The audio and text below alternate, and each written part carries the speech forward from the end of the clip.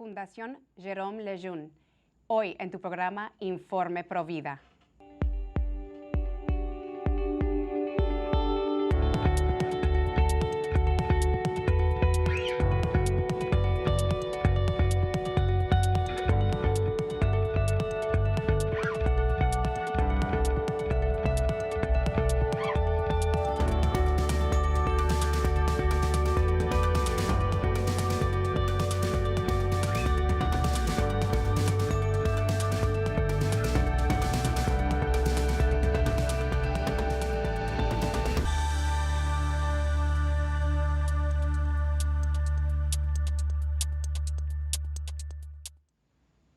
Bienvenidos familia de EWTN.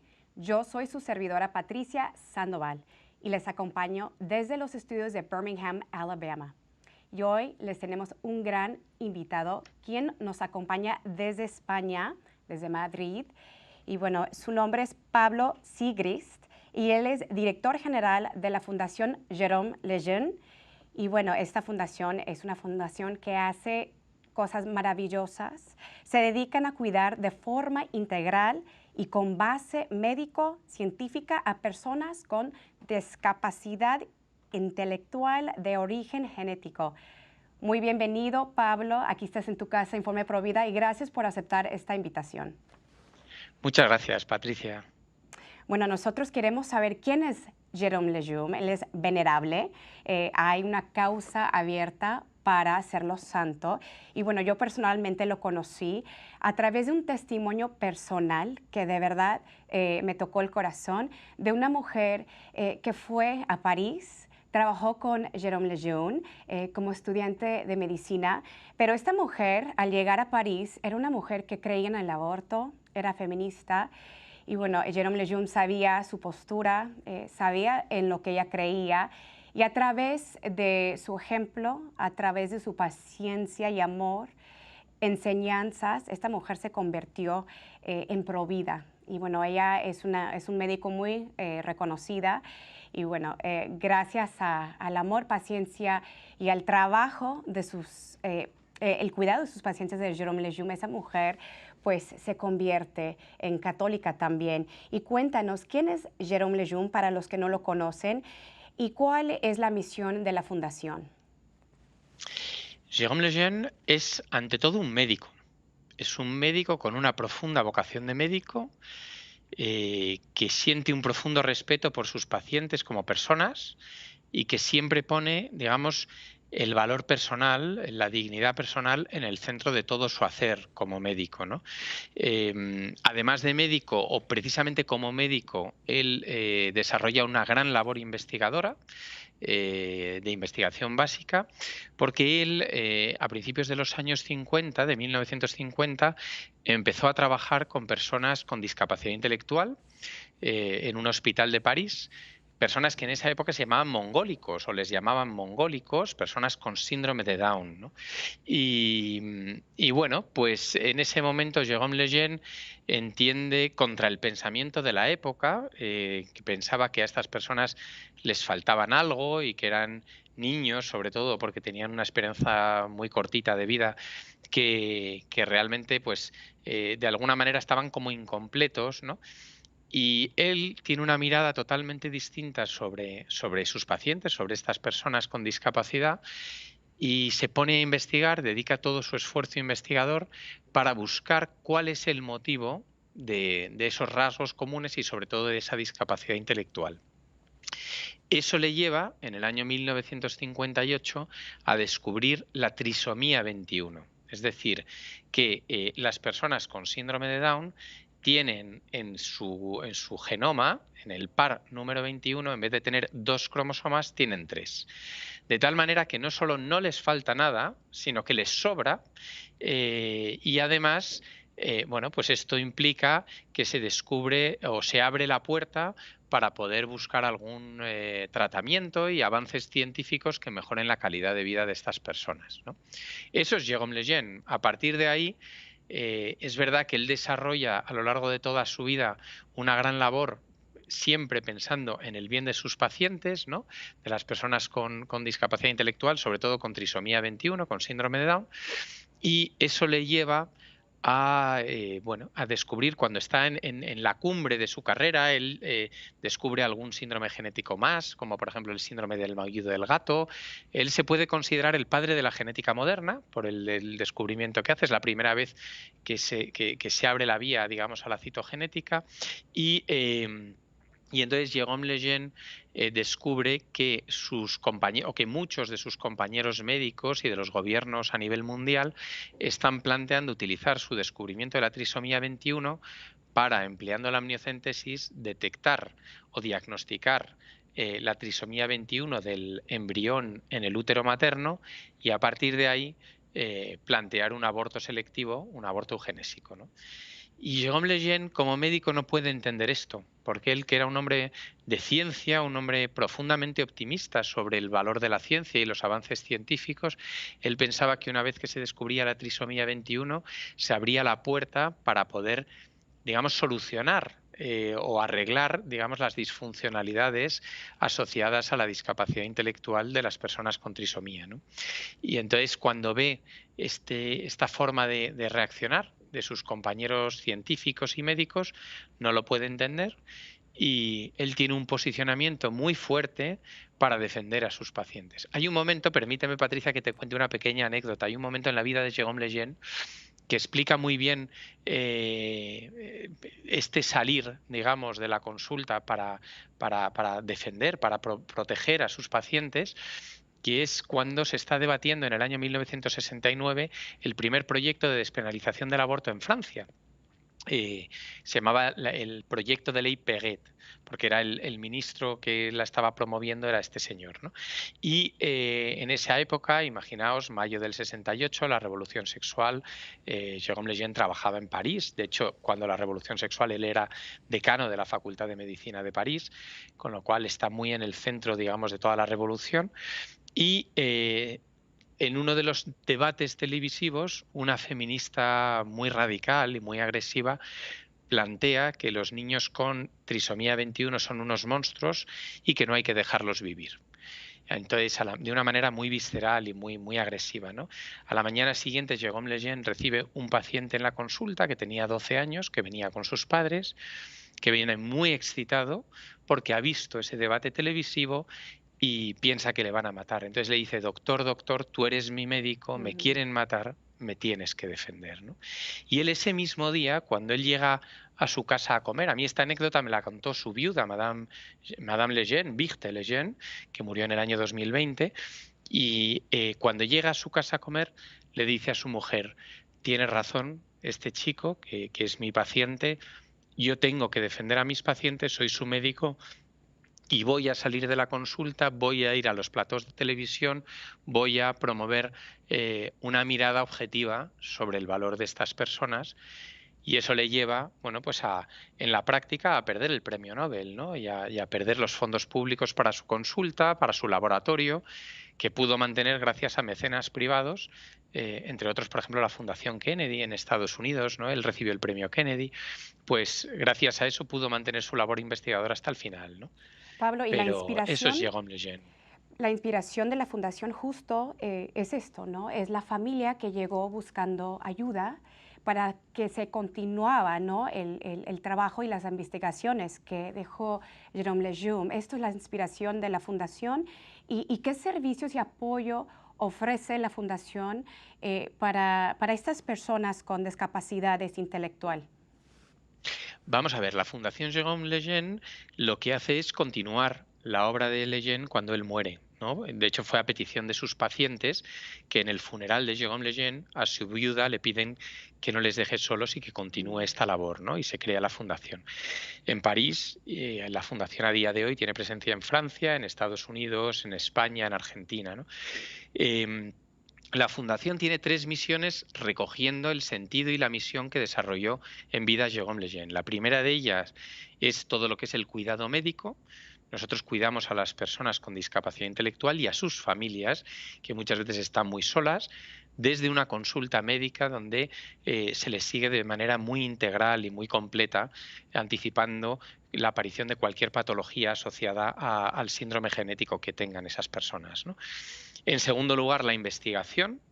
Jérôme Lejeune fue un grandísimo investigador. Nosotros esa investigación la realizamos asociada a la consulta. Para nosotros es muy importante que la investigación no sea una mera especulación teórica, sino que viva o que se desarrolle con miras a mejorar la calidad de vida de las personas con discapacidad intelectual genética y en ese sentido aquí en Europa somos el primer financiador de investigación biomédica en el ámbito de la discapacidad intelectual genética.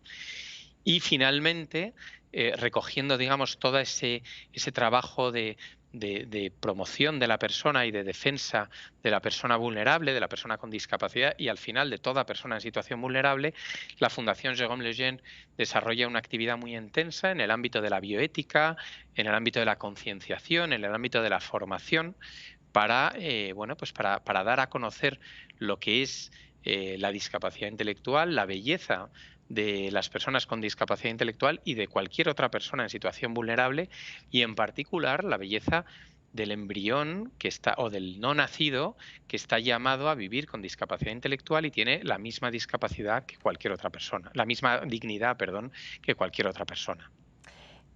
Tú acabas de mencionar en esta historia que nos cuentas que muchos de los pacientes no se querían quedar solos, querían seguir teniendo apoyo. Y bueno, queremos saber cuáles son uno de los retos, por ejemplo, cuando hay un diagnóstico del síndrome de Down en una familia, cuáles son los retos que se enfrentan la familia y la persona con el diagnóstico y cómo se les puede apoyar. Bueno, el primer reto es afrontar el propio diagnóstico, ¿no? Hombre, objetivamente la discapacidad intelectual no es deseable, ¿no? Supone una limitación de las condiciones personales, ¿no?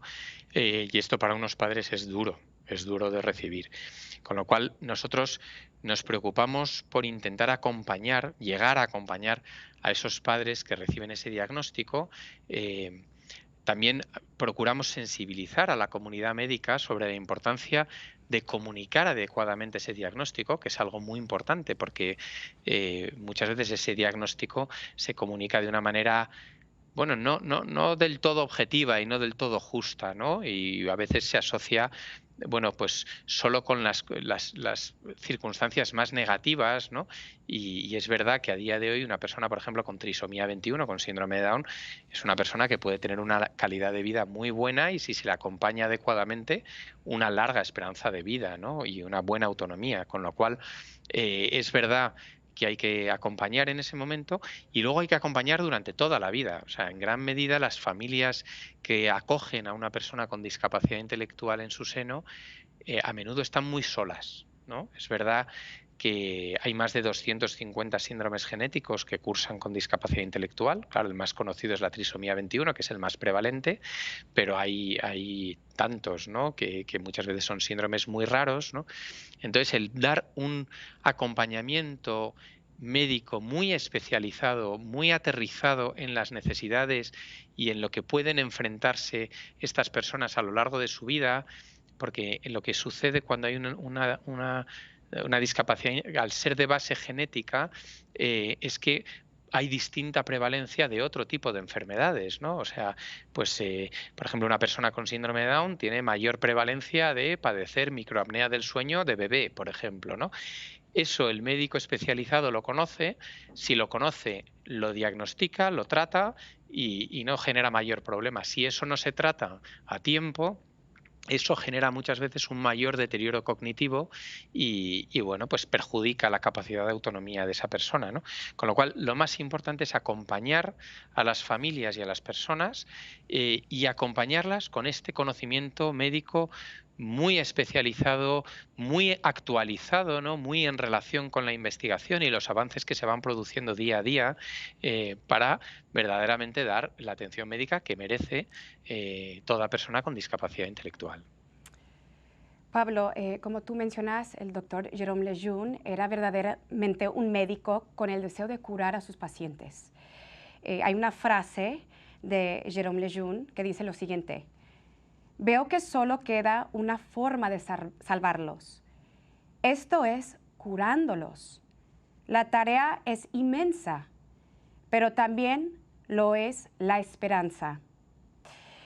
Como tú nos contabas hace unos minutos, que desafortunadamente este descubrimiento del doctor Jérôme Lejeune, este diagnóstico prenatal sobre los bebitos, los embriones con síndrome de Down, pues muchos lo han distorsionado, lo han usado para matar, no curar. ¿Por qué crees, Pablo, que hoy en día hay tantos médicos, hay políticos que rechazan este diagnóstico y que sugieren abortos, ¿no? Incluso, no recuerdo el país, pero hay leyes que van contra el niño con síndrome de Down desde el vientre materno. Hay un país donde hoy en día no están haciendo estos seres tan especiales. ¿Y por qué crees que hay tanto rechazo y odio contra estas vidas?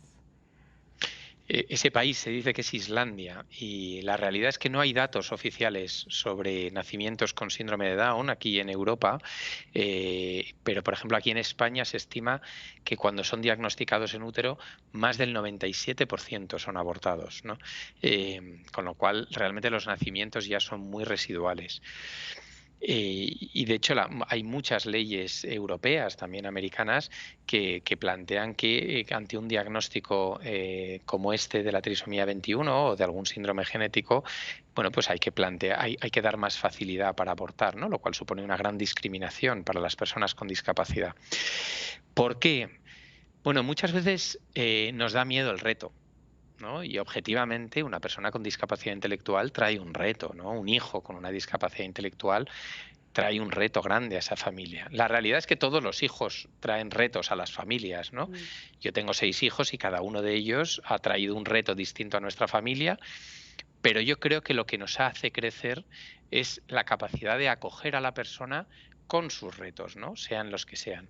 Es verdad que muchas veces, aunque es verdad que tiene mucho reto la discapacidad intelectual, pero las propias familias te dicen, ¿no? A nosotros nos han dicho en muchas ocasiones, la peor noticia que me ha dado este hijo mío con síndrome de Down fue el diagnóstico. A partir de ahí, realmente son todo alegrías, ¿no? Es verdad que esto implica una disposición personal, ¿no? En la familia, en los padres, sobre todo, para acoger a ese hijo, ¿no? Y si no hay esa disposición, bueno, pues es verdad que puede hacer daño, ¿no? Como cualquier otro reto asociado a nuestros hijos, ¿no? Que si no somos capaces de acogerlo, pues nos puede generar un rechazo y puede generar división en la familia. Pues con la discapacidad intelectual es lo mismo. Lo que pasa es que muchas veces no conocemos lo que significa, ¿no? Y muchas veces esas familias están muy solas. Entonces reciben un diagnóstico comunicado de una manera poco justa a veces, ¿no? Y de hecho nosotros aquí en España, por ejemplo, hemos desarrollado un proyecto, el proyecto ComDi-Down, donde hemos hecho un análisis estadístico a partir de una muestra muy amplia de madres con hijos con trisomía 21, con síndrome de Down, sobre cómo recibieron el diagnóstico, y encontramos en muchas ocasiones casos donde se les ha comunicado que su hijo traía un diagnóstico incompatible con la vida, lo cual es radicalmente falso. La trisomía 21 no es incompatible con la vida. De hecho, yo creo que incompatible con la vida lo único que hay es la muerte, ¿no? Cuando una persona tiene un cáncer o se le diagnostica un cáncer, no se le dice usted es incompatible con la vida, no, se le dice vamos a apoyarte, vamos a luchar por ti, ¿no? Pues aquí es lo mismo, ¿no? Hay que favorecer una cultura de la acogida, favorecer una cultura de enhorabuena ante la nueva vida que comienza, con los retos que traiga, con la discapacidad intelectual o muchas veces otras discapacidades que no se notan tanto, afectivas o de otro tipo, ¿no? Que todos tenemos, ¿no? Eso es muy importante. En Job 10, 11, 12, las Santas Escrituras, dice lo siguiente: me vestiste con piel y carne, y tejiste mis huesos junto con mis tendones. Me diste vida y me mostraste tu amor inagotable, y con tu cuidado perseveraste mi vida. Pablo, aquí en esta escritura de Job y en muchos sitios bíblicos, cuando el Señor crea la vida, lo hace con tanto cuidado, con tanto cariño, lo teje con sus 2 manitas, ¿no? La vida. Tú acabas de mencionar que hay alegrías con este diagnóstico. Yo en lo personal tengo un hermano que tiene gemelos idénticos y tienen una condición genética que se llama Pitt-Hopkins. Y bueno, no solo el Señor le mandó un hijo con una discapacidad, sino 2. Y bueno, claro, hay muchos retos, hay muchos desafíos, pero yo también veo que hay mucha virtud, hay mucho amor, hay mucha entrega, hay mucha paciencia. Y bueno, yo a través de los años he visto a mi hermano madurar en una forma maravillosa. Justo anoche yo estaba hablando con mi hermano y le pregunté que cómo estaban sus hijos. Y bueno, me empezó a contar todos los diagnósticos que tienen, las visitas al hospital, ¿no? Todos los exámenes que tienen que pasar mis sobrinitos. Y dice mi hermano, pero a pesar de todo, estos niños no paran de sonreír, no paran de reír y nos trae una alegría aquí en la casa, son la luz de nuestras vidas. ¿Cuáles son las alegrías que nos brindan estos seres tan especiales con este diagnóstico? Esas son las alegrías, ¿no? Las de cualquier otro hijo, ¿no? Que va superándose a sí mismo. O sea, la realidad, y este es un testimonio, y me ha encantado que lo compartieras, ¿no? Es un testimonio muy frecuente en las familias que dicen sí al reto de su hijo y como viene, ¿no? Y si viene pues con una discapacidad, pues con esa discapacidad. Cuando uno acoge a la persona como es, con su integridad y con su dificultad, eh, el ver, el ver cada pequeño paso en él es una inmensa alegría. Se aprende a valorar mucho más cada pequeño regalo, ¿no? En el día a día, ¿no? Y eso es lo que muchas familias testimonian, ¿no? Con su vida, ¿no? De decir, para mí este hijo ha sido una bendición. Ha sido una bendición en el sentido de, al acogerlo y al decir que sí hacia este hijo, con algo que no era deseable, porque la discapacidad intelectual objetivamente no es deseable, ¿no? Y un diagnóstico de problemas de salud no es deseable, pero el acogerlo hace que, eh, bueno, pues aprendamos a descubrir cada pequeño matiz, ¿no? Y entonces estas familias te das cuenta que realmente aprenden a vivir la vida con una intensidad que muchos no vivimos, ¿no? Porque no tenemos retos tan grandes, ¿no? Es verdad que al final esto te pone en contacto con lo esencial, probablemente. Pablo, el sitio web de la Biblioteca Nacional de Medicina aquí en los Estados Unidos, sobre el proceso del diagnóstico, dicen lo siguiente: cuando un diagnóstico es preciso y se realiza de manera oportuna, el paciente tiene la mejor oportunidad de obtener un resultado de salud positivo, porque la toma de decisiones clínicas se adaptarán a una comprensión correcta del problema de salud del paciente. Eh, un diagnóstico, como hemos dicho, no siempre tiene que ser negativo, sino un alivio, ¿no? Cuando hay comprensión, entendimiento, cómo afrontarlo. Y en muchos casos, muchas mujeres que reciben este diagnóstico con un médico tienen una cita médica muy negativa. Puedes plantearnos, porque nosotros aquí en Informe Provida siempre recomendamos a las mujeres, a los hombres, buscar una segunda, una tercera, una cuarta opinión con un médico Provida. ¿Nos puedes plantear cómo debería ser una cita positiva al recibir este diagnóstico y cómo el médico debería de orientar a la persona o a dónde se puede dirigir los pacientes después de recibir este diagnóstico? Bueno, nosotros estamos a su disposición, desde luego, ¿no? Pero bueno, nosotros estamos en España, podrían dirigirse a la Fundación Jérôme Lejeune USA, ¿no? Donde también les acogerían probablemente. Todavía no han abierto centro médico allí, pero seguro que les recibirían muy bien. Vamos a ver, lo que es importante a la hora de comunicar ese diagnóstico es comunicar la verdad sin necesidad de incidir más de la cuenta en los aspectos negativos, ¿no? Pues es lo mismo que hablábamos antes del cáncer, ¿no? Cuando a uno le diagnostican un cáncer, no hay que ocultar la gravedad del problema, pero no hay por qué decir y contar en ese momento todo el camino que puede o puede no recorrer esa persona, ¿no? Porque cada uno luego responde de una manera a los tratamientos y entonces ¿qué debe medirse a la hora de hacer un diagnóstico? Decías que el diagnóstico nos debe permitir, un diagnóstico positivo nos debe permitir tomar las decisiones clínicas adecuadas. Bueno, pues en el momento en el que se diagnostica, por ejemplo, una trisomía 21, tomar las decisiones clínicas adecuadas no implica tomar una decisión de abortar, porque eso no es un acto clínico, no es un acto médico, ¿no? Lo que implica es analizar si ese diagnóstico de trisomía conlleva a lo mejor algún tipo de cardiopatía o algún tipo de complicación añadida que son relativamente frecuentes en estos casos, ver si hay posibilidad de tratamiento en útero o si no, estar preparados para, en cuanto nazca el bebé, poder actuar y poder pues intervenir quirúrgicamente si hace falta, ¿no? O en el momento oportuno, ¿no?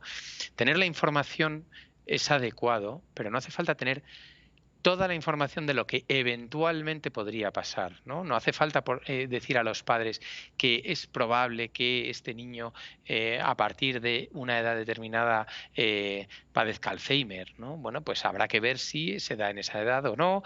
Es verdad que hay una prevalencia mayor, pero a lo mejor a él no le pasa, ¿no? O sea, no se trata de alarmar más de la cuenta, se trata de decir, bueno, ahora mismo nos enfrentamos a este reto y dar la información necesaria para poder abordar el reto y abordarlo inmediato, ¿no? Que es bueno, pues ese problema que puede haber añadido de una cardiopatía no tan frecuente en el momento del nacimiento. Pero necesariamente no hace falta ir más allá.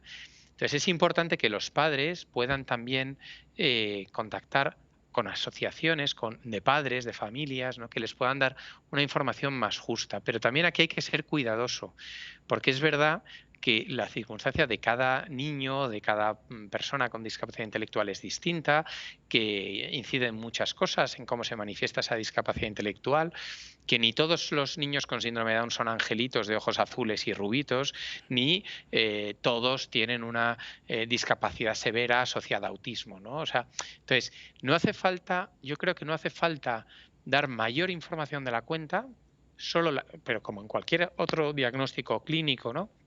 La que realmente necesita ese paciente o esa familia, ¿no? Y a partir de ahí acompañar, acompañar, acompañar. Aquí la clave está en acompañar, no dejar nunca a esa familia sola. No dejar a esa madre, a esos padres, no dejar nunca luego cuando nace a la persona con discapacidad sola, ¿no? Cuando le demos un acompañamiento mejor, más continuado, de mayor calidad, ¿no? Incluso técnicamente hablando, ¿no? Y humanamente hablando, las personas responden mucho mejor y se desarrollan mejor, ¿no? Eso es por lo que nosotros abogamos, para acompañar bien a cada paciente y a su familia. Pablo, se nos está terminando el tiempo, pero antes de despedirnos, quiero, por favor, si queremos apoyar a la Fundación Jérôme Lejeune, ¿dónde podemos encontrarlos? Bueno, pueden contactar con nosotros en español. La página web es www.fundacionlejeune, que sería Fundación Lejeune con j.es, y pueden contactar con nosotros, que estaremos encantados de recibirles y agradeceremos mucho toda ayuda, porque la Fundación Jérôme Lejeune a nivel mundial vive de los donantes privados y de los mecenas y los amigos que quieren ayudarnos a desarrollar esta misión en el mundo. Así que muchas gracias. Bueno, quiero agradecer a la Fundación, te quiero agradecer a ti, Pablo, por este labor tan maravilloso que están haciendo. Yo te veo realmente como un San Pablo, así como San Pablo continuó evangelizando y haciendo el trabajo de Jesús. Pues de una forma yo te veo igual, continuando y haciendo el trabajo y el legado que dejó el doctor Jérôme Lejeune. Y te quiero dar las gracias por estar con nosotros en Informe Provida. Por favor, cuenta con nuestras oraciones para ti y para este trabajo. Y bueno, quiero pedirles a ustedes que están en casita que también recemos para que el venerable Jérôme Lejeune pronto se haga santo. Que Dios los bendiga. Esto ha sido otro programa de Informe Provida y nos vemos la próxima semana.